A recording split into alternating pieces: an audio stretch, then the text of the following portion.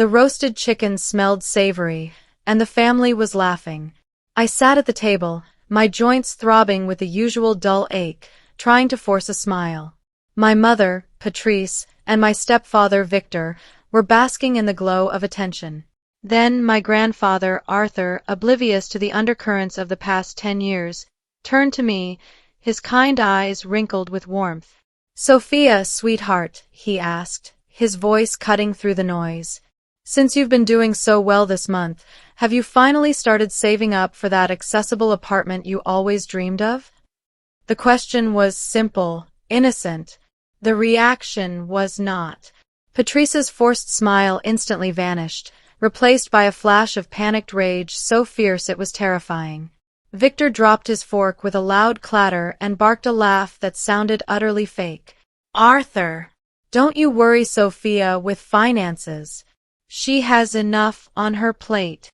Patrice instantly changed the subject, talking loudly about Victor's new fishing hobby. But the damage was done. My mind flashed back through years of their struggle, their constant need for money, and the tiny, cramped room they forced me to live in. What the hell just happened to her? I thought, the question searing my brain. The look of cold, calculating fear on Patrice's face was all the answer I needed. The panic in their eyes confirmed the suspicion I had suppressed for years. "My name is Sophia, and I am 32. For the last decade, I have lived with a severe, chronic autoimmune disorder. The pain is relentless, but the worst part has been the dependency. My family cashed my disability payments for a decade, until Grandpa asked one question. Patrice and Victor were my appointed representative payees for my Social Security Disability Insurance, SSDI. They controlled everything. They were constantly telling me, with dramatic sighs, how expensive I was. "Sophia, your medicine alone eats up most of your check," Patrice would say, shaking her head. "We sacrifice everything just to keep you afloat." They made me feel like a colossal, pathetic burden. That simple question from Grandpa Arthur, the way their faces twisted, revealed the whole truth. There was no savings account. There was no barely covering costs. There was only theft. Now that I saw the ugly reality, I couldn't unsee it. I finished my dinner, feeling cold determination settle in my bones. I had to investigate, but I couldn't let them know I suspected anything. My illness, which they saw as my weakness, would become my greatest weapon. The moment the plates were cleared, I launched my defensive strategy. "Oh, Mommy," I moaned, clutching my side and letting my face go pale. "I think the dinner just brought on a huge fatigue crash. The pain is awful. I need to go straight to bed." I leaned heavily on Victor, making him support my full weight, forcing him to be the sacrificial caretaker. He grunted but complied, eager to get me out of the way. I retreated to my small, airless bedroom, closing the door quietly. The moment I was alone, the exhaustion vanished, replaced by an urgent, icy clarity. I grabbed my small tablet. I had to find out the real numbers. I tried logging into the SSDI online portal. Access denied. The bank account linked to the payments was the joint account Victor and Patrice had set up years ago. They had changed the passwords long ago, locking me out. I realized I was fighting blind. I had to find the paper trail. The paper trail, I knew, was locked in the file cabinet in Victor's rarely used office. I waited for the noise of the nightly news and Victor's loud, constant commentary to cover my movements. My heart was pounding, but I moved slowly, silently, relying on the small pocket of energy my medication gave me. The door to Victor's office was always locked. I remembered that Victor kept the spare key hidden behind the third row of books on the top shelf, a trick I had learned years ago. My joints protested as I reached up, but I found the small, cool key. The click of the lock was terrifyingly loud. I slipped inside and went straight to the filing cabinet. It wasn't locked. Victor was too arrogant to believe I would ever be capable of investigation. In the drawer labeled S Miscellaneous, I found what I needed, a thick folder labeled SSA, Sophia. Inside were years of official SSDI statements. My hands trembled, not from weakness, but from the adrenaline of pure discovery. I pulled out the latest statement. The number at the top of the direct deposit slip hit me like a physical punch. The number was nearly 3 times the amount Patrice had always quoted. 3 times. For 10 years. I quickly pulled out the entire stack of statements, laying them on Victor's mahogany desk like evidence in a police procedural. The total was staggering. I ran a quick, rough calculation. Over $200,000, maybe more, stolen from me, money meant for accessible living, better medical treatment, and a life of dignity. Instead, I had been confined to a room that reeked of mildew, made to feel guilty for needing pain medication, and forced to rely on their charity. The betrayal was so deep, so absolute, it eclipsed the pain in my body. It was a decade of my life, my health, and my future, stolen. I pulled out my phone and, with trembling fingers, quickly photographed every single statement, every deposit slip, making sure the date and dollar amount were crystal clear. I heard the toilet flush down the hall. Victor was coming back to his office. I stuffed the papers back, relocked the cabinet, and raced out, narrowly making it back to my room before the office door opened. The second I was back in my room, I threw myself onto the bed, covering my head with the sheet. A minute later, the door creaked open. Patrice peered in, her eyes sharp. "Oh, darling, are you worse?" she asked, her voice dripping with fake pity. "Are you sure you didn't overdo it today? Sometimes the pain makes you confused." She was checking on me, trying to gauge if I had seen anything, if I was capable of thinking clearly. I played the role of the frail, overwhelmed victim perfectly. "It's awful, Mommy," I whimpered, letting my voice crack with manufactured distress. "Just so tired. I can barely think. I think I need to just sleep for days." Patrice, satisfied that my confusion was the dominant force, gave me a quick pat on the arm. "Good girl. Just rest. We'll take care of everything." The moment the door clicked shut, I bolted upright. I couldn't trust anyone in this house, but I needed a safe harbor, a trusted professional. I grabbed the one thing I knew was clean and safe, the contact information for my grandpa Arthur. The next morning, I used my limited energy to tell Patrice and Victor the first needed to see Grandpa Arthur urgently. "He's aging, and I might not get another chance," I insisted, appealing to their shallow sense of family obligation. Victor, eager for me to leave the house, readily agreed. I met Arthur at a quiet, neutral coffee shop far from the house. I pushed the tablet across the table, showing him the photos of the SSDI statements. Arthur, a retired accountant who had always been a rock of integrity, took one look at the numbers and gasped. Tears welled up in his eyes, but they were tears of fury, not sorrow. "Sophia, honey, this is federal fraud. They took over $200,000 that was meant for your care." He immediately pulled out his own notebook and started cross-referencing dates. "Wait a minute," he said, tapping a note. "I handled the papers after your father died. Their mortgage on this house? It was paid off 8 years ago with the insurance settlement. They aren't struggling with the house. They've been using your money as pure, disposable income." Arthur's revelation that the mortgage was gone years ago was the final piece of the financial puzzle. Their entire decade-long narrative of sacrifice and debt was a massive, cruel lie. They weren't just thieves. They were actors, playing the long-suffering caregivers to emotionally blackmail me and steal my savings. The hate-rated I felt was absolute. Arthur, now utterly committed, didn't waste a second on emotion. He knew the next move had to be purely legal and safe. He had a connection, a pro bono lawyer who specialized in protecting the vulnerable. "We need to get you out, Sophia, legally, quietly, and permanently," Arthur insisted. "We are going to change your representative payee status immediately and secure your legal guardianship under me." The thought of cutting them out completely, of regaining control of my life and my money, filled me with a quiet, powerful sense of hope. The underdog was finally fighting back, and I had the best backup a person could ask for. The lawyer, a sharp, empathetic woman named Ms. Delaney, confirmed Arthur's plan. The moment we file the change in payee status with the SSA, the clock starts.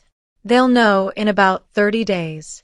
We need to use that time to legally establish Arthur as your guardian, which will give him the authority to manage your affairs and protect you from them immediately. This meant complete, irrevocable separation. The final step was establishing a new financial safe haven. Arthur drove me to a separate bank in a neighboring town. Using my birth certificate and SSN, photographed earlier, we opened a completely new, private bank account. That afternoon, I submitted the official online paperwork to the Social Security Administration, notifying them of my new banking details. I watched the digital form submit. A silent rebellion launched against my abusers. The next month's payment, the first in 10 years, would go straight to me. I knew the moment they realized the payment hadn't landed in their account, the real panic would begin. The tension over the next week was almost unbearable. Patrice and Victor seemed extra smug, extra cheerful. They were celebrating something.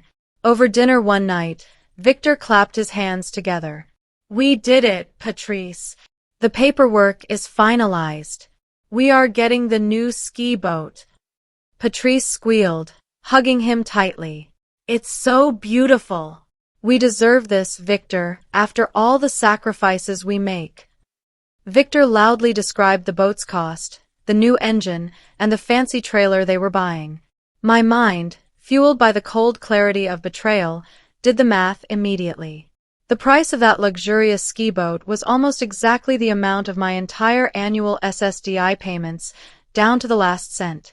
They hadn't just used my money for expenses, they had used it to buy themselves a toy, a loud, obnoxious symbol of their entitlement and my servitude. I pictured them out on the lake, drinking champagne, laughing at the frail daughter they kept locked up in their mildew-filled spare room. The coldness in my heart intensified. They wouldn't just lose the money. They were going to lose the boat, too. I knew I needed irrefutable, current evidence of their financial mindset, something that proved they knew the money was mine and they were currently spending it. I decided to host a thank you dinner, a grand performance of the grateful, weak daughter. I insisted the dinner be held the night before the new SSA banking change was set to take effect. It would be their last celebration. I made sure to invite all the key players, the extended family, Grandpa Arthur, and, critically, Ms. Delaney, my lawyer, whom I introduced simply as a professional contact.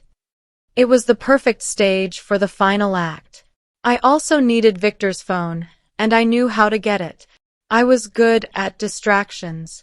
I waited until the busy chaos of the dinner setup. Victor had carelessly left his phone on the kitchen counter while he went out to get ice. I moved swiftly. I deliberately knocked over a small, empty cup on the floor. "Oh no!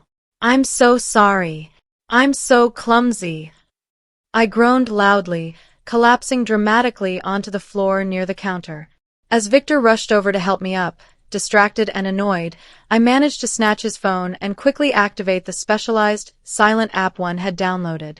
It was a privacy-focused app designed for parents to track their children's devices, but it had a feature that mirrored all text messages to a separate number for 24 hours. The phone was back in his hand before he could even question my sudden weakness. I had secured a real-time listening device on my unsuspecting enemy. The final stage of my strategic revenge was now fully active. I didn't have to wait long. Victor was sitting in the living room, proudly showing his cousin photos of the new ski boat on his phone. A text message notification popped up. It was from his friend, Jerry. I watched the mirrored text immediately appear on my burner phone, sitting hidden under my pillow. "Vic man, did you tell Patrice the bank transfer for the boat only cleared because of Sophia's deposit this month? Don't let her run up the balance." The message was short, brutal, and utterly damning. It was the absolute proof of criminal intent, a clear admission that they knew they were spending my funds on their frivolous purchase. I immediately forwarded the text, with the date and timestamp, to Ms. Delaney. My hands were shaking, not from pain, but from the immense power of finally holding the truth. Just as I secured the text message, the burner phone rang. It was Mr. Bell, the SSA investigator. He was calm, professional, and deadly serious. Ms. Sophia, we have cross-referenced the spending patterns of your payees with the deposit statements you sent us. This is a clear case of felony federal fraud. We have enough to move forward. He paused. We can serve the warrants and seize the assets at the earliest available time. We recommend doing it when they are home. A cold, beautiful plan formed in my mind. Mr. Bell, I said, keeping my voice low and level. Next Tuesday, they are hosting a large family dinner. They are planning to celebrate their new boat, which was paid for with my money.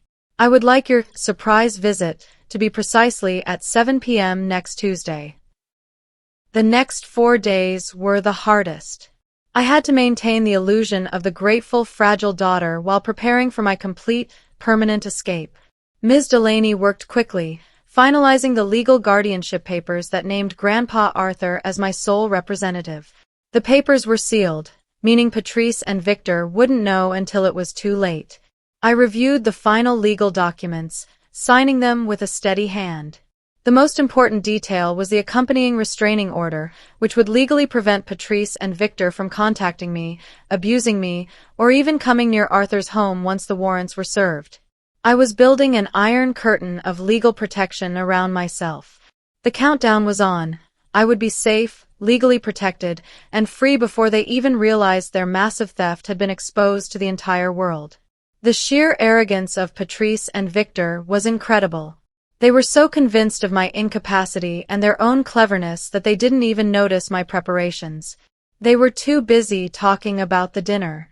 Victor started enthusiastically talking about clearing out my room. The new home gym is going to look amazing here. Patrice, we can put the rowing machine right where her bed is. Patrice nodded excitedly. Yes, and the boat money is all settled now. We should book that trip to the Bahamas next, darling. They were literally planning my physical and financial erasure, celebrating their theft right in front of me. The casual cruelty was a fresh sting. That night, under the cover of a planned sick day, I quietly packed a small bag containing my absolute essentials, medication, and, most importantly, the evidence tablet. My strategic departure was the final piece of the theatrical puzzle. The day before the dinner, I told Patrice I was having an extremely bad flare-up. Mommy, I'm so sorry, but the pain is unbearable. I think I need 2 weeks of complete, silent rest. Grandpa Arthur said I could stay at his quiet apartment where there are no distractions. I used my best acting skills to look utterly defeated.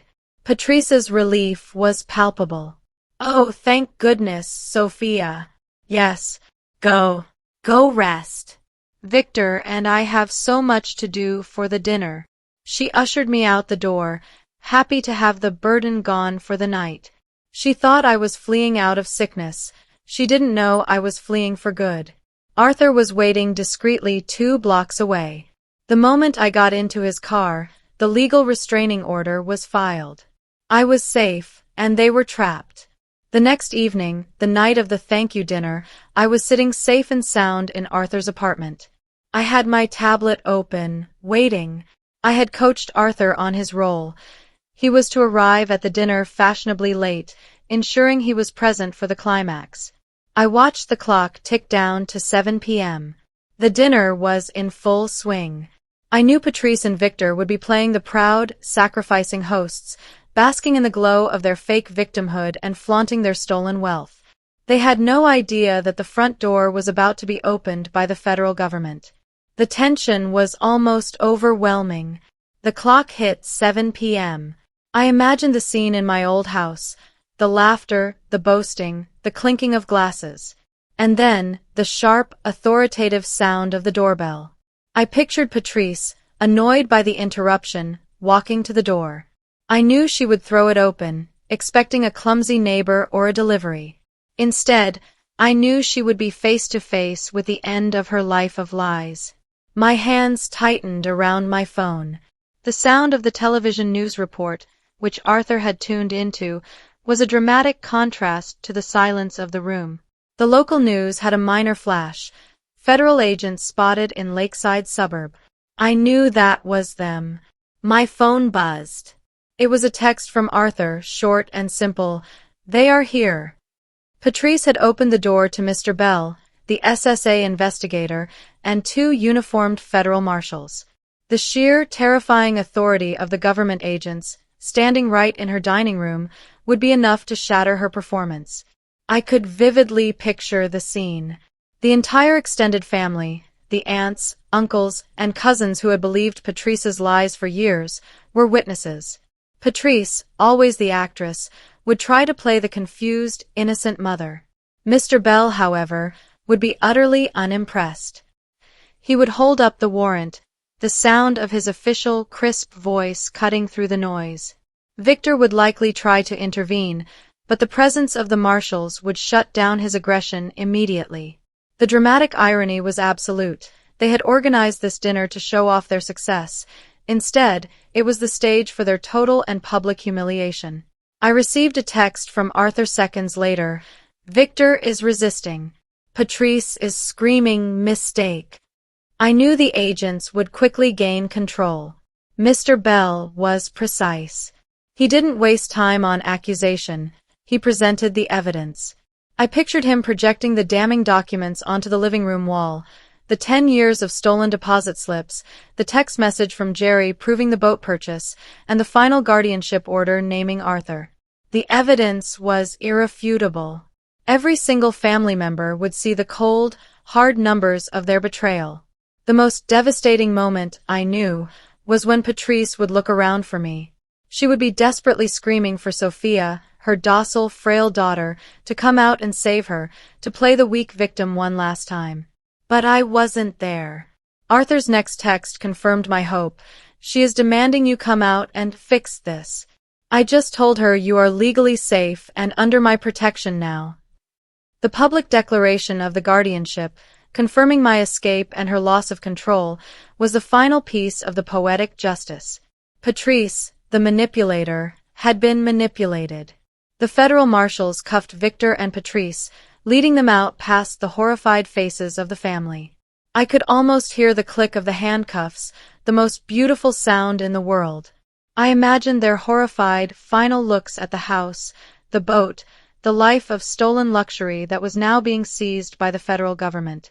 Their arrogance had led to their ultimate downfall. They had believed I was too weak, too sick, too dependent to ever fight back. They had never considered that the frail, quiet girl in the mildewed room was simply waiting for the perfect moment to gather evidence. I was safe, legally protected, and completely cut off from their toxicity by the court order. I was finally free. Months later, I sat in my new, small, accessible apartment. Sunlight streamed through the windows, and the air was clean and fresh. I was fully managing my own finances, working with doctors who respected me, and my health was steadily improving, a testament to the fact that stress was a major trigger for my condition. The stolen money was gone, seized as evidence, but the government was working to recover a portion for me. I didn't care about the money. I cared about the freedom. Arthur visited every day, bringing me books and genuine love. I was no longer the frail, burdensome daughter. I was the intelligent, strong woman who had faced her abusers and won by being smarter and quieter than they ever expected. I looked out the window, realizing that my strength wasn't despite my illness. It was the quiet resilience and patience my illness had forced me to develop. The greatest gift they gave me was the decade of invisibility, which allowed me to watch, learn, and finally escape. If you've made it this far, you understand, respect is non-negotiable. My worth was never defined by Patrice's financial abuse or Victor's cruel gaslighting, or who the family chose to believe first. My story proves that silence can be a weapon, and patience can be power when you're facing down those who profit from your dependency. If this resonated with you, if you've been gaslit into believing you are a burden, share it. Tell them, your pain doesn't make you weak, it means you're enduring. Your boundaries don't make you difficult, they protect your future. Your survival makes you extraordinary. because the revolution happens when you decide to write your own ending. Your worth was never in question. It was only ever waiting to be remembered. Have you ever had to prove your worth to a family that underestimated you? Share your story in the comments below and don't forget to like and subscribe.